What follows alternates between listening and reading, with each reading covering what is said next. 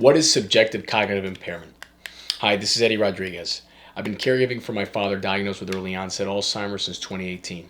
I've also been helping him manage something called the Bredesen protocol for reversing cognitive decline. On this Brain Health channel, I share what me and my family have learned throughout this journey and what we're currently learning in the hope that it's helpful to others looking to educate themselves on Alzheimer's treatment and prevention. So, what is subjective cognitive impairment, or SCI as it's often called? According to the CDC, subjective cognitive impairment or subjective cognitive decline, SCD, is a self-reported experience of worsening or more frequent confusion, memory loss, and decline in thinking abilities. Individuals sense that their thinking abilities and memory are declining and not where they used to be, but standard tests will not yet show objective cognitive deficits.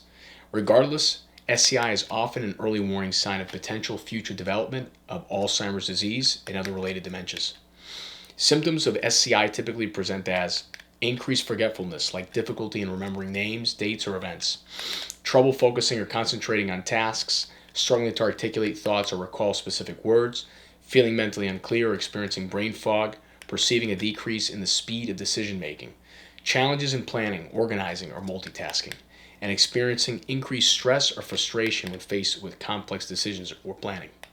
According to CDC data, about 1 in 9 adults between the ages of 45 to 64 are experiencing SCI, and it's about 1 in 10 adults aged 65 and older. SCI doesn't necessarily progress into dementia in all cases, but if left unchecked, it can often progress to mild cognitive impairment, MCI, the stage of cognitive decline that does start showing up in objective tests that precedes dementia. A person with mild cognitive impairment can remain at this level of impairment for years, getting by with compensating strategies and the help of family.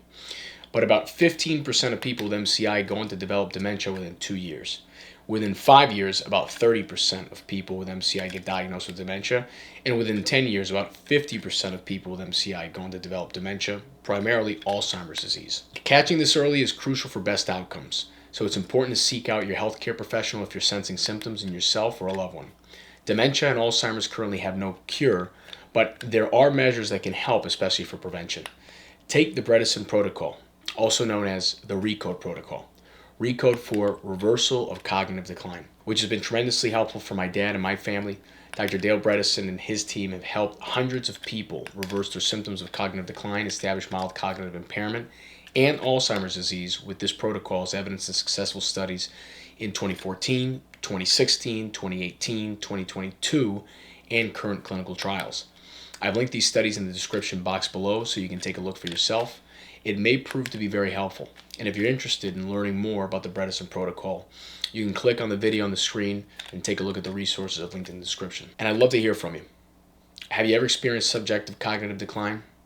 What changes did you make to improve your cognition?